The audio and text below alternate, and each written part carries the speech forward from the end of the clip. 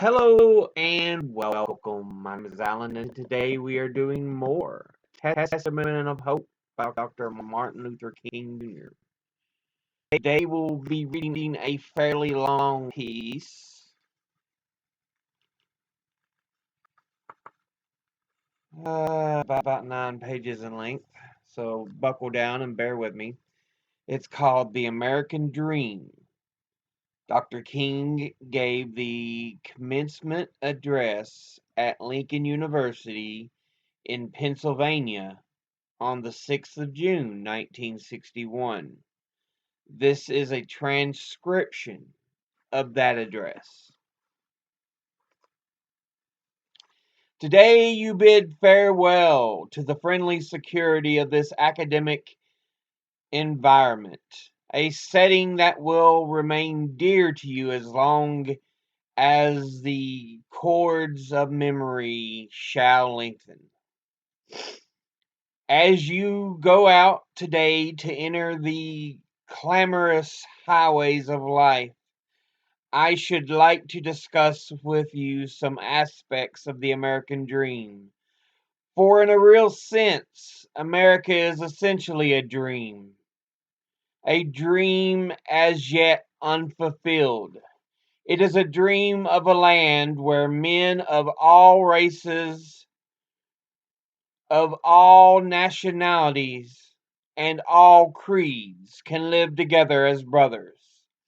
The substance of the dream is expressed in these sublime words, words lifted by cosmic proportions.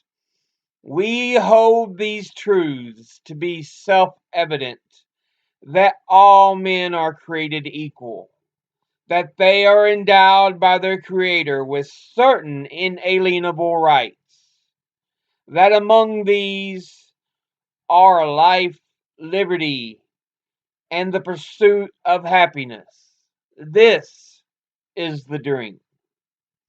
One of the first things we notice in this dream is an amazing universalism. It does not say some men, but says all men. It does not say all white men, but it says all men, which includes black men. It does not say all Gentiles, but it says all men, which includes Jews. It does not say all Protestants, but it does say all men, which includes Catholics. And there is another thing we see in this dream that ultimately distinguishes democracy and our form of government from all the totalitarian regimes that emerge in history. It says that each individual has certain basic rights that are neither conferred by nor derived from the state. To discover these, they came from it. To discover where they came from, it is necessary to move back behind the dim mist of eternity for the God-given. Very seldom, if ever, in the history of the world has a sophistical document expressed in such profoundly eloquent and unequivocal language the dignity and the worth of human personality. The American dream reminds us that every man is heir to the legacy of worthiness. Ever since the founding fathers of our nation dreamed this noble dream, America has been something of a schizophrenic personality, tragically divided against herself. On the one hand, we profoundly profess the principles of democracy, and on the other, we have sadly practiced the very antithesis of these principles. Indeed, slavery and segregation have been strange paradoxes in a nation founded on the that all men are created equal. This is what the Swedish sociologist Gunnar Myrdal referred to as the American dream or American dilemma. But the shape of the world today does not permit us the luxury of an anemic democracy. The price America must pay for the continued exploitation of the Negro and other minority groups is the price of its own destruction. The hour is late, the clock of destiny is ticking out. It is trite, but urgently true, that if America is to remain a first class nation, she can no longer have second class citizens. Now, more than ever before, America is challenged to bring her noble dream into reality. And those who are working to implement the American dream are the saviors of democracy. Now, may I suggest some of the things we must do if we are to make the American dream a reality? First, I think all of us must develop a world perspective if we are to survive. The American dream will not become a reality devoid of the larger dream of a world of brotherhood and peace and goodwill. The world in which we live is a world of geographical oneness, and we are challenged now to make a spiritually one. Man's scientific genius and technological ingenuity has dwarfed distance and placed time in chains. Jet planes have compressed into minutes distances that once took days and months to cover. It is not common for a preacher to be quoting Bob Hope, but I think he has aptly described this jet age in which we live. If on taking off on a non-stop flight from Los Angeles to New York City, you develop hiccups, he said, you will hic in Los Angeles and cup in New York. That is the reality.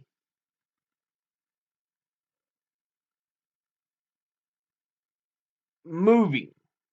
If you take a flight from Tokyo, Japan on Sunday morning, you will arrive in Seattle, Washington on the preceding Saturday night.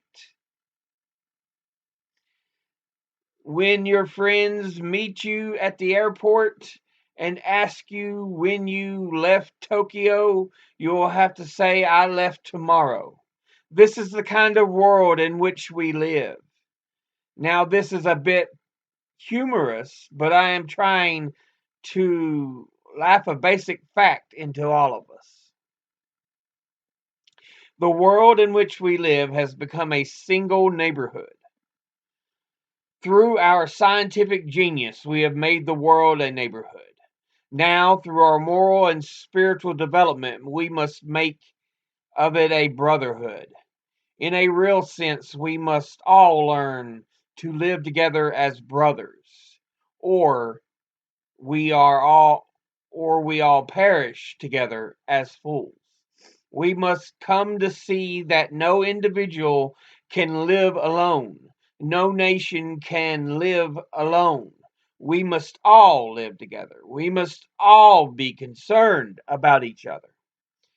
Some months ago, Mrs. King and I journeyed to that great country in the Far East known as India. I will never forget the experiences that came to us as we moved around that great country, or the opportunity of meeting and talking with all the great leaders of India and with people all over in the cities and the villages throughout India. Certainly, this was an experience that I will always remember. But there were depressing moments. How can one avoid being depressed when he sees with his own eyes millions of people going to bed hungry at night? How can one avoid being depressed when he sees with his own eyes millions of people sleeping on the sidewalk at night? In Calcutta alone, more than 1 million people sleep on the sidewalks every night. In Bombay, more than 600,000 people sleep on the sidewalks every night. They have no beds to sleep in. They have no houses to go into. How can one avoid being depressed when he discovers that of India's 400 million people, more than 365 million make an annual income of less than $60 a year? Most of these people have never seen a doctor or a dentist. As I looked at these conditions, I have found myself saying that we in America cannot stand idly by and not be concerned. Then something within me cried out, "Oh no, because the destiny of the United States is tied up with the destiny of India, with the destiny of every other nation." And I remembered that we spend more than $1 million a day to store surplus food in this country. I said to myself, I know where we can store the food free of charge, in the wrinkled stomachs of the millions of people who go to bed hungry at night. Maybe we spend too much of our national budget building military bases around the world rather than the bases of genuine concern and understanding. All this is simply to say that all life is interrelated. We are caught in an inescapable network of mutuality, tied in a single garment of destiny. Whatever affects one directly affects all indirectly. As long as there is poverty in this world, no man can be totally rich if he has $1 billion. As long as diseases are rampant and millions of people cannot expect to live more than 20 or 30 years, no man can be totally healthy, even if he just got a clean bill of health from the finest clinic in America. Strangely enough, I can never be what I ought to be until you are what you ought to be. You can never be what you ought to be until I am what I ought to be. This is the way the world is made. I didn't make it this way, but this is the interrelated structure of reality. John Donne caught it a few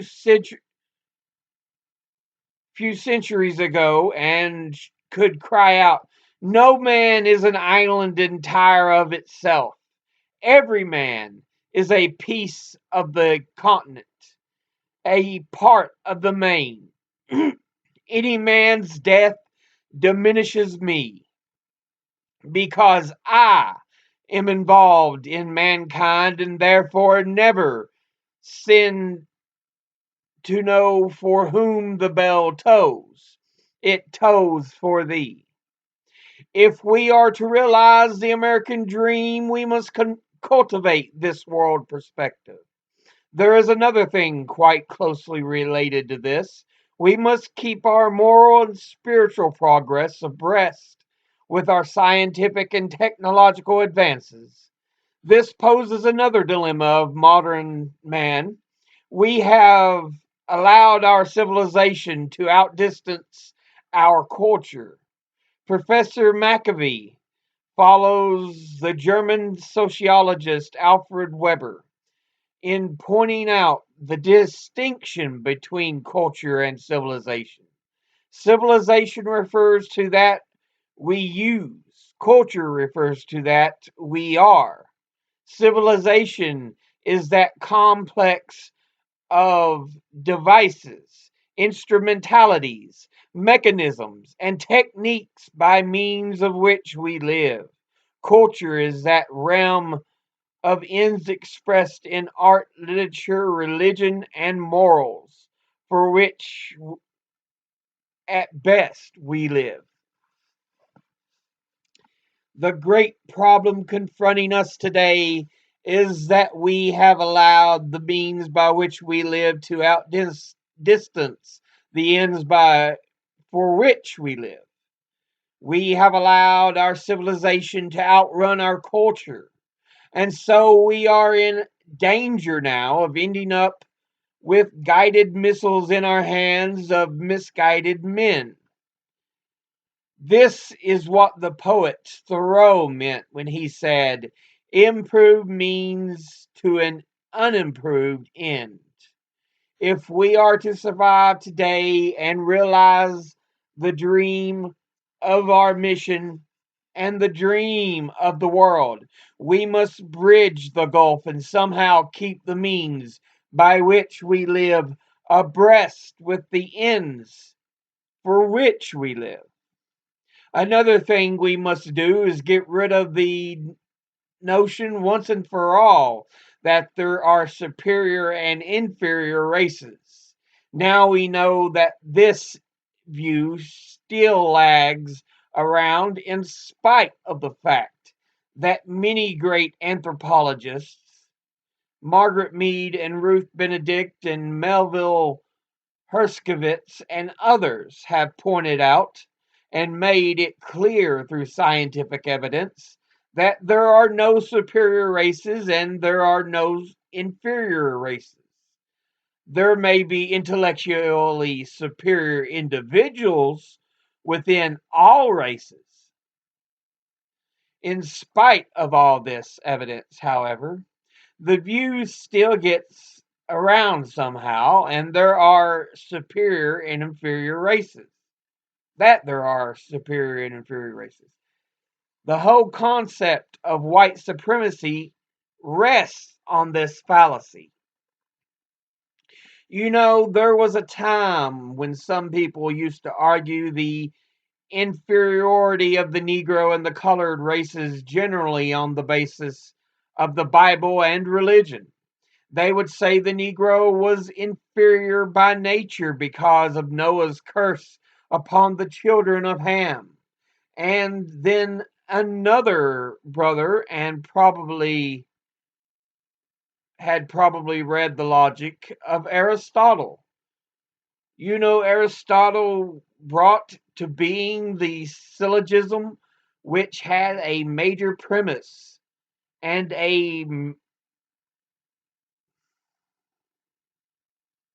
which had a minor premise and a conclusion. And one brother had probably read Aristotle and put his argument in the framework of an Aristotelian syllogism. He could say that all men are made in the image of God. This was a major premise. Then came his minor premise. God, as everybody knows, is not a Negro. Therefore, the Negro is not a man. And that was called logic. But we don't often hear these arguments today. Segregation is now based on social and cultural grounds. The Negro is not culturally ready for integration, and if integration comes into being, it will be it will pull the white race back a generation. It will take 50 or 75 years to raise the standards, and we will hear that the Negro is a criminal, and there are those who would almost say he is a criminal by nature. But they never point out that these things are environmental and not racial. These problems are problems of urban dislocation. They fail to see that poverty and disease and ignorance breed crime, whatever the racial group may be. And it is torturous logic that views the tragic results of segregation and discrimination as an argument for the continuation of it. If we are to implement the American dream, we must get rid of the notion that, once and for all, that there are superior and inferior races. This means that members of minority groups must make it clear that they can use their resources even under adverse circumstances.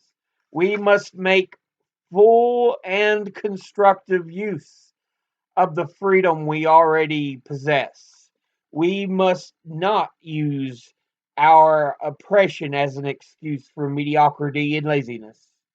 For history has proven that inner determination can often break through the outer shackles of circumstance. Take the Jews, for example, and the years they had been forced to walk through the long and desolate night of oppression. This did not keep them from rising up to plunge against cloud filled nights of oppression, new and blazing stars of inspiration. Bring a Jew Being a Jew did not keep Einstein from using his genius packed mind to prove his theory of relativity.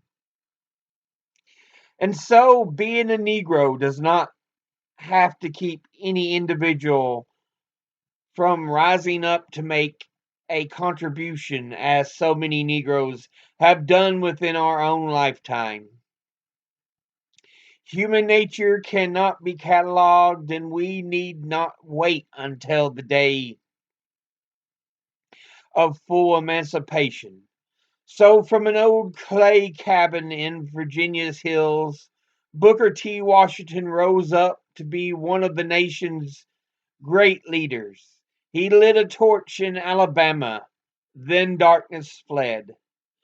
From the red hills of Gordon County, Georgia, from the iron foundry at Chattanooga, Tennessee, from the arms of a mother who could neither read nor write, Roland Hayes rose up to be one of the nation's and the world's greatest singers. He carried his melodious voice, to the mansion of the Queen Mother of Spain and the palace of King George V, and the poverty stricken areas excuse me, of Philadelphia, Pennsylvania. Marian Anderson rose up to be the world's greatest contralto, so that Toscanini could say that a voice like this comes only once in a century. Sibelius of Finland could say, "My roof is too low for such a voice." From humble, crippling circumstances, George Washington Carver rose up and carved for himself an imperishable niche in the annals of science. There was a star in the sky of female leadership. Then came Mary McLeod Bethune to let it shine in her life. There was a star in the diplomatic sky. Then came Ralph Bunche, the grandson of a slave preacher, and allowed it to shine in his life and all its radiant beauty. There were stars in the athletic sky. Then came Joe Louis with his educated fist, Jesse Owens with his fleet and dashing feet, Jackie Robinson with his powerful bat and calm spirit. All of these people have come to remind us that we need not wait until the day of full emancipation. They have justified the conviction of the poet that fleecy locks and dark complexion cannot forfeit nature's claim. Skin may differ, but affection dwells in black and white the same. Were I so tall as to reach the pole, or to grasp the ocean at a span, I must be measured by my soul. The mind is standard of the man. Finally, if we are to implement the American dream, we must continue to engage the creative protest in order to break down all of the barriers that make it impossible for the dream to be realized. Now, I know there are those people who will argue that we must wait on something. They fail to see the necessity for creative protest. But I say to you that I can see no way to break loose from an old order and to more into a new order without standing up and resisting the unjust dogma of the old order. To do this, we must get rid of the two strange illusions that have been held by the so called moderates in race relations. First is the myth of time advanced by those who say that you must wait on time. If you just wait and be patient, time will work the situation out.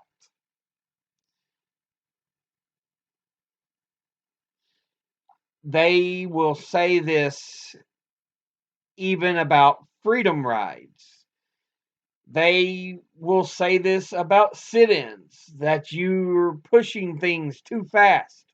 Cool off. Time will work these problems out. Well, evolution may hold in the biological realm. And in the area, Darwin was right. In that area, Darwin was right. But when a Herbert Spencer seeks to apply evolution in the whole fabric of society, there is no truth to it. Even a superficial look at history shows that social progress never rose in on the wheels of inevitability. It comes through the tireless efforts of the persistent work of dedicated individuals. Without this hard work, time itself becomes an ally of the primitive forces of irrational emotionalism and social stagnation. And we must get rid of the myth of time. There is another myth that bases itself on the species of educational determinism. It leads one to think that you can't solve the problem through legislation. You can't solve the problem through social decree. You can't solve this problem through executive orders on the part of the President of the United States. It must be solved by education. Now, I agree that education plays a great role, and it must continue to play a great role in changing attitudes of getting people ready for the new order. And we must also see the importance of legislation. It is not a question whether of education or legislation, but legislation and education are required. Now, people will say, you can't legislate morals. Well, that may be true. Even though morality may not be legislated, behavior can be regulated. And this is very important. We need religion and education to change attitudes and to change the hearts of men. We need legislation and federal action to control behavior. It may be true that the law can't make a man love me, but it can keep him from lynching me. And I think that's pretty important also.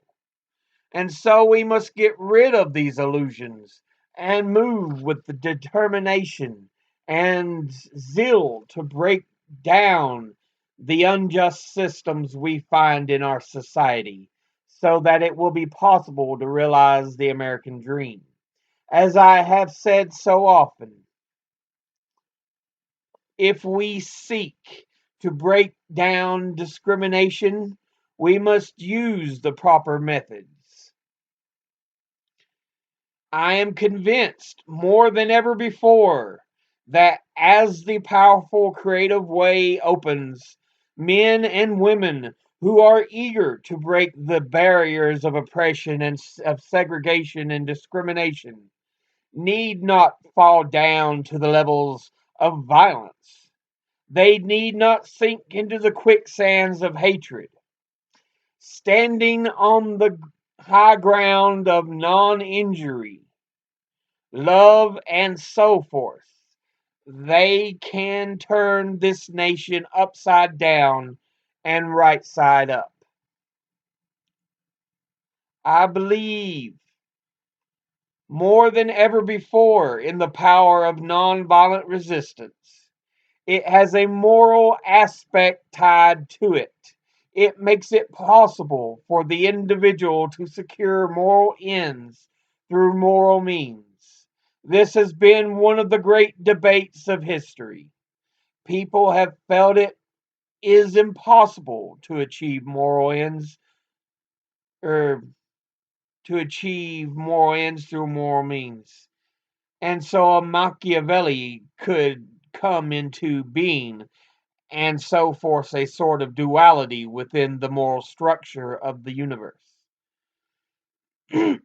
Even communism could come into being and say that anything justifies the end of a classless society. Lying, deceit, hate, violence, anything. And this is where nonviolent resistance breaks the communism and all those systems which argue the end justifies the means, because we realize that the end is pre existent in the means. In the long run of history, destructive means cannot bring about constructive ends. The practical aspect of nonviolent resistance is that it exposes the moral defenses of the opponent. Not only that, it somehow arouses his conscience at the same time and it breaks down his morale. He has no answer for it. If he puts you in jail, that's all right. If he lets you out, that's all right too. If he beats you, you accept that. If he doesn't beat you, fine. And you go on, leaving him with no answer. But if you use violence, he does have an answer. He has the state militia. He has police brutality. Nonviolent resistance is one of the most magnificent expressions going on today. We see it in the movement taking place among the students in the South and their allies who have been willing to come in from the North and other sections. They have taken our sleep, our deep groans, and passionate yearnings, filtered them through their own souls, and fashioned them into the creative protest, which is an epic known all over the nation. They have moved in a uniquely meaningful orbit, imparting light and heat to a distant satellite. And people say, does this bring results? Well, look at the record. In less than a year, lunch counters have been integrated in more than 142 cities in the Deep South. And this was done without a single court suit. It was done without spending millions and millions of dollars. We think the freedom rides of the freedom rides and remember that more than 60 people are now in jail in Jackson, Mississippi. What has this done? These people have been beaten.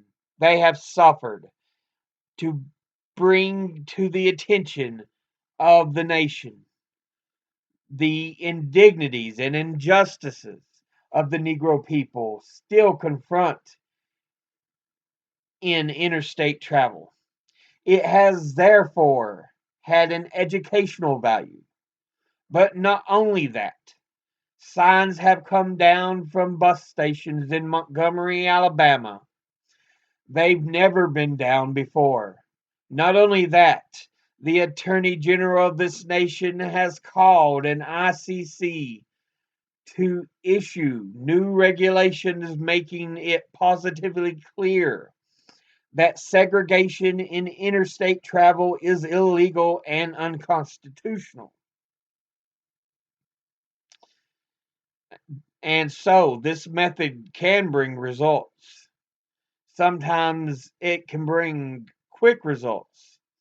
But even when it doesn't bring immediate results, it is continually working on the conscience. It is at all times using moral means to bring about moral ends. And so I say we must continue on the way of creative protest. I believe also that this method will help us to enter the new age with the proper attitude. As I have said in so many instances, it is not only to struggle for the new society. We must take make sure that we make the psychological adjustments required to live in that new society. This is true of white people and it is true of Negro people. Psychological adjustment will save white people from going into the new age with old vestiges of prejudice and attitudes of white supremacy. It will save the Negro from seeking to substitute one tyranny for another. I know sometimes we get discouraged and sometimes disappointed with the slow pace of things. At times we begin to talk about racial separation instead of racial integration, feeling that there is no other way out. My only answer is that the problem never will be solved by substituting one tyranny for another. Black supremacy is as dangerous as white supremacy, and God is not interested merely in the freedom of all black men or brown men and yellow men. God is interested in the freedom of the whole human race and in the creation of a society where all men can live together as brothers, where every man will respect the dignity and the worth of human personality. By following this method, we may also will be able to reach to teach the world something about it so desperately needs at this hour. In a day when Sputniks and explorers are dashing through outer space, and guided ballistic missiles are carving highways of death through the stratosphere. No nation can win a war. The choice is no longer between violence and nonviolence. It is either nonviolence or non-existence. Unless we find an alternative to war, we will destroy ourselves by the misuse of our own instruments. And so, with all these attitudes and principles working together, I believe we will be able to make a contribution as men of goodwill to the ongoing structure of our society and toward the realization of the American dream. And so, as you go out today, I call upon you not to be detached spectators, but involved participants in this great drama that is taking place in our nation around the world. Every academic discipline was its technical has its technical nomenclature, and modern psychology has a word that is used probably more than any other. It is the word maladjusted. The word is a ringing cry of modern child psychology. Certainly, all of us want to live in a well adjusted life in order to avoid the neurotic personality. But I say to you, there are certain things within our social order to which I am proud to be maladjusted and to which I call all men of goodwill to be maladjusted. If you will allow the preacher in me to come out now, let me say to you that I never did intend to adjust to the evils of segregation and discrimination. I never did intend to adjust myself to religious bigotry.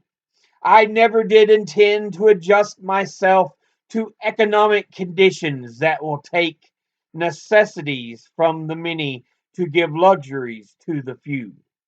I never did intend to adjust myself to the madness of militarism and the self defeating effects of physical violence. And I call upon all men of goodwill, to be maladjusted, because it may well be that the salvation of our world lies in the hands of the maladjusted. So let us be maladjusted as the prophet Amos, who, in the midst of the injustices of his day, could cry out in the words that echo across the centuries, "Let justice run down like waters, and righteousness like a mighty stream." Let us be as maladjusted as Abraham Lincoln, who had a vision to see this nation could not exist half slave and half free. Let us be maladjusted as Jesus of Nazareth, who could look into the eyes of the men and women of his generation and cry out, "Love your enemies, bless them that curse you, pray for them that spitefully use you, or despitefully use you." I believe that it is through such maladjustment that we will be able to emerge from the bleak, desolate night of man's inhumanity to man into the bright and glittering daybreak of freedom and justice. That will be the day when all God's children, black men and white men, Jews and Gentiles, Catholics and Protestants, will be able to join hands and sing the words of the old Negro spiritual, "Free at last, free at last. Thank God Almighty, we are free at last." And this was published in the Negro History Bulletin number 31, May 1968, pages 10 through 15. They did also have a few little text notes here. When Dr. King is talking about um,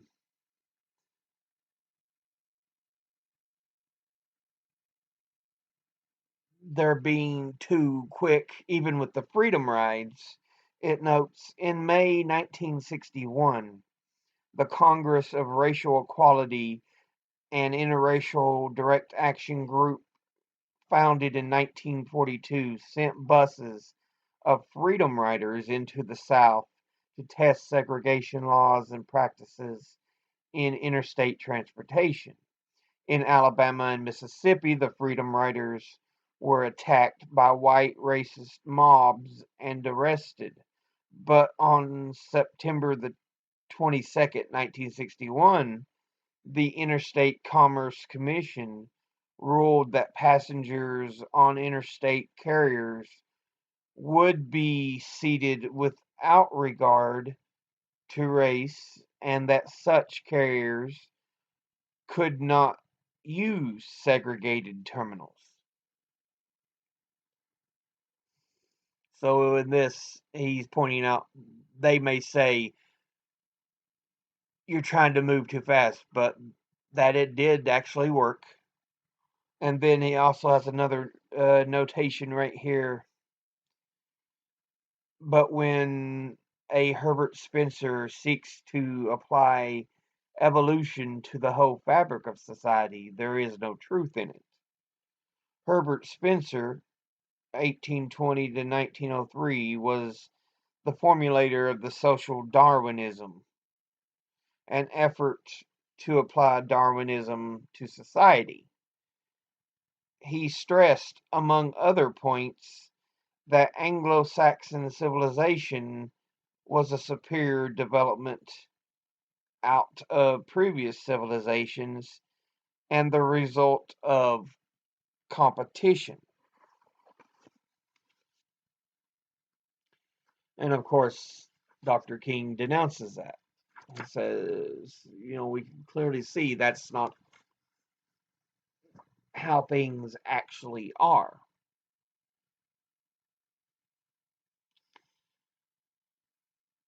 But yeah, he calls out everything in this speech to graduating students. He says, this is the dream, equality. All men are equal, no matter race. There is no room for second-class citizens. So it's not just race, it's wealth equality, which a lot of people don't realize about Dr. King, but he fought for wealth equality too. But yeah, this is to him the dream. But that'll be it for this episode. As always, educate thyself, think, read, study, learn. Someone tries to tell you something you have trouble believing, ask them to cite their sources. I'll see you all in the next video. Until then, later.